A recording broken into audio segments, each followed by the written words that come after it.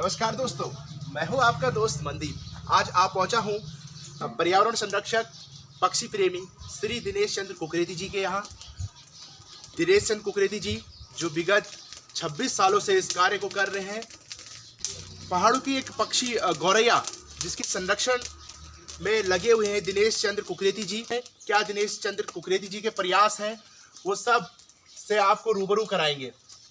ये पक्षी के घोंसले जो गौरैया संरक्षण के लिए कार्य कर रहे हैं दिनेश चंद्र कुकरेती जी, देखिए कितने बढ़िया लग रहे हैं। और पक्षियों की चहचहाहट से ही आपको अनुमान लग रहा होगा कि यहाँ पे किस प्रकार का कार्य किया गया है। दोस्तों, आज आपकी मुलाकात कराने जा रहा हूँ श्री दिनेश चंद्र कुकरेती जी से, जो पर्यावरण संरक्षण और पक्षी प्रेमी हैं। विगत 26 सालों से इस कार्य को कर रहे हैं। बहुत बहुत स्वागत सर आपका। धन्यवाद जी। सर, ये जो कार्य आप कर रहे हैं, कैसे सर प्रेरणा मिली? पक्षी संरक्षण में पक्षियों के प्रति जो मेरा प्यार था, प्रेम था, ये बचपन से ही था। लेकिन एक बार हमारे मकान 97 में बन रहा था नीचे नया, तो उस समय एक सुराख के अंदर चिड़िया के बच्चे थे, तो मैंने चटाई बिछा उसके नीचे दब के मर गया एक बच्चा। तब तक मुझे बड़ा दुख हुआ। तो 97 में मैंने मकानों में सुराख 11 तो 19 सुराख 40 इस प्रकार से सुराख करके इस कार्य को शुरू किया था। तो गौरैया संरक्षण से इस काम को मैंने शुरू किया था, गौरैया पक्षी का। सर, आप गौरैया के संरक्षण में लगे हुए हैं। ये पक्षी विलुप्त प्राय पक्षी है। पहाड़ों में, घर आंगनों में कभी देखा जाता था, आज विलुप्ति की कगार पर है। बहुत ही अच्छा लगा, आप 26 सालों से इस कार्य को कर रहे हैं। सरकार का किसी प्रकार का समर्थन आपको अभी तक मिला है? देखो, सरकार का अभी तक तो कोई समर्थन मिला नहीं है, तो मैं कोशिश करता हूँ कि ये काम चलता रहे जब तक जीवित है। जी। अगर कोई दे देता है तो तब भी ठीक है, नहीं भी देगा तो तब भी। जब तक मैंने कह रखा बहुत पहले कि जब तक बचा हूँ तब तक गौरैया संरक्षण, पक्षी संरक्षण कार्य चलता रहेगा, जितना भी अपने तरफ से हो सके। एक छोटी राशि, बड़ी राशि, जितना पैसा हो सके उस हिसाब से इसका कार्य करता रहूँगा। जी। सर, पहाड़ों में ये गौरैया आज विलुप्ति की कगार पर जिस प्रकार से पहुंची है, इसका कारण क्या हो सकता है? देखो, पहाड़ों में, घर में, सब जगह, कोरदार में या प्लेन्स में कह सकते हैं। पहाड़ों में भी गौरैया पहले थी, लेकिन अब लोगों ने क्या किया, पहले कच्चे मकान से पक्के मकान बना दिए। फिर कीटनाशक का प्रयोग भी वहाँ ज़्यादा होने लग गया। दो चीज़, एक तो पक्के मकान, दूसरा कीटनाशक। वही इनके लिए रहने के लिए अड्डा जगह समाप्त हो चुके हैं। तो यही मुख्य कारण है। कुछ गायक जो उत्तराखंडी लोक गायक हैं, गीतकार हैं, वो इस मुद्दे को उठाया है उन्होंने, मैंने देखा। लेकिन उन्होंने अपनी जो गीतकारी में उन्होंने कुछ इस प्रकार से कहा है कि मन की नहीं रहे पाड़ो मायक, मन की नहीं रहे पाड़ो मायक, तू भी क्या कली गिडूड़ी। बिल्कुल बिल्कुल बिल्कुल सही बात। कैसे आप देखते हैं इस लाइन? बिल्कुल, ये भी बिल्कुल सही बात है कि गौरैया वहीं घोंसला बनाती है अपना, जहाँ पे कि हम रहते हैं, हमारी गाय बच्ची रहती है, हमारी मवेशी रहती है, हम किसान रहता है, वहाँ पे रहता है। खाली मकान में अगर जहाँ पे मनुष्य नहीं रहता है वहाँ पे गौरैया भी चली जाती है। बिल्कुल, अगर आप एक घना घोर जंगल में एक झोपड़ी बना देते हैं तो कहीं ना कहीं से कोई ना गौरैया आप देखेंगे 1-2 साल में वहाँ पे आ जाएगा, तो आपको बहुत गौरैया नजर आएगी। जैसे मैं देख रहा हूँ सर, यहाँ पे आपने जिस प्रकार से कर रखा है, और बहुत ही बहुतायत मात्रा में यहाँ पे गौरैया है। एक इस कोटद्वार के अंदर मैंने यहाँ पे ही देखा है कि गौरैया इतनी मात्रा में है। सर, आप मुझे बताइए, जिस विद्यालय में आप कार्य करते हैं वहाँ पे क्या इस प्रकार का माहौल है? जहाँ पर मेरा विद्यालय एक्चुअल में द्वारी पैनों में, वहाँ पे आसपास में मैंने काफ़ी डब्बे लगाए थे, तो वहाँ पे है काफ़ी गौरैया हैं।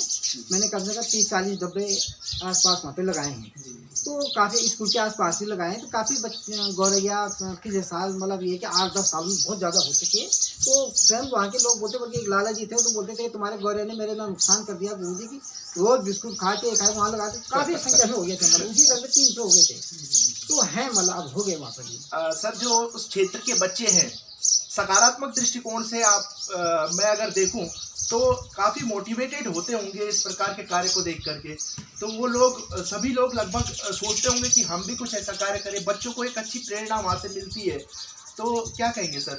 बिल्कुल, बच्चे को भी मैंने इससे जोड़ दिया। मेरा परिवार पक्षी परिवार के अंतर्गत पक्षी बचाने हेतु, तो मैं सोचता हूँ कि आप पक्षी बचाएं तो अपने परिवार को बनाएं, पक्षी परिवार। तो बच्चे भी, मेरे स्कूल के जो बच्चे हैं, आज भी मुझे आ जाता है, गुरु वहाँ पे चिड़िया घायल है, या घोंसला का अंडे फोड़ दिए, ये कर दिए, या वहाँ पे जंगल में आग लग गया, वहाँ पे चिड़ी के घोंसले से बचाओ। तो इस तरह से बच्चे काफ़ी सालों से, मैं समझता हूँ कि 10-12 सालों से बच्चे भी जुड़ गए। तो वो भी कोशिश करते हैं कि हम किसी न किसी तरह से चिड़ियों को, अंडे, बच्चे, घोंसले को बचाएं। तो निश्चित तौर से वो घायल पक्षियों को भी कई बार मेरे पास लाए। अच्छा सर, जैसे कि कोई पक्षी अगर घायल हो जाता है तो उत्तराखंड सरकार के कोई ऐसे संस्थान है जहाँ पर कि इनका उपचार किया जा सके? नहीं, ऐसा संस्थान तो अभी उत्तराखंड में नहीं है, लेकिन मैं सोच रहा हूँ कि मैं कोशिश करूँ कि एक ऐसा कुछ बनाऊँ पक्षियों के लिए। इस तरह पक्षी हॉस्पिटल कहता है या उनको फर्स्ट ट्रीटमेंट से, क्योंकि पक्षी ऐसे नाजुक होता है कि अगर हल्का से भी चोट लग जाए तो उसके बचने के चांस बहुत कम रहते हैं। ये है, तो उनको तुरंत ट्रीटमेंट मिले पक्षियों को। घायल पक्षियों पे कई पक्षियों के पाँव टूट जाते हैं, या बिजली के तार में या बिजली के करंट से मैंने देखा कि एक पाँव चला जाता है। तो उनके लिए भी इस तरह से कुछ किया जाए जिससे कि वो बच सके। सर, अभी तक आप कितने पक्षी जो हाउस है, नेक्स्ट हाउस जिसको कहते हैं, आप कितने वितरित कर चुके हैं अपने स्तर से? मैं इस लगभग 18,000 के आसपास में निःशुल्क दे चुका हूँ, और इस साल 18,500 से अधिक मेरे लक्ष्य है। लगभग 18,500, 600, 700, 800 करीबन जून तक दे दूंगा। सर, सरकार से किसी प्रकार की सहायता की उम्मीद आप रखते हैं? सरकार से तो मैंने अभी तक तो कोई उम्मीद नहीं रखी इस तरह से कि सरकार दे, क्योंकि जब आदमी दूसरे से उम्मीद रखता है तो निश्चित तौर से कहीं ना कहीं काम उसका प्रभावित होता है। जब आदमी सोचता है कि मुझे दूसरे दे मैं काम करूँ या किसी पे निर्भर होता है तो वो काम वहीं पर समाप्त हो जाता है। सबसे बड़ी बात है, या बहुत तेज़ी गति से किसी काम को करता है, वहीं पर क्या हो जाता है, काम धीरे धीरे समाप्त हो जाता है। मैं चाहता हूँ ये काम धीरे धीरे चलता रहे, पक्षी बचे। जी, बहुत बहुत धन्यवाद सर आपका हमारे साथ जुड़ने के लिए। धन्यवाद। केवल में बाहु चल केवल में ना ये बाहु अभी आप दाना निकाल, ये बाबा ने सवाल है जो दाना निकाल जा। ये प्रवेश करना। हाँ हाँ जा तू तो बोलो ना, ये अभी सिन। हाँ हाँ हाँ, ये उड़िया है। हाँ बहुत में उड़ गया, मतलब अभी सेकंड राउंड का मतलब ये वही उड़ गया। ठीक है, वे वाले में उड़ गया तो 3 बच्चे था। ठीक, इन आवलों में उड़ गया, ये वही उड़ गया। ठीक, वो एक समय पर उड़ गया, समय पर ये बस। अच्छा, ये वही बच्चा चाहिए, क्योंकि ये जो है मतलब और कोई पक्षी वहाँ प्रवेश नहीं कर ना ना ना ना ना वो ज़्यादा तभी लोग याद। अच्छा अच्छा। हाँ, ये मभी तो मतलब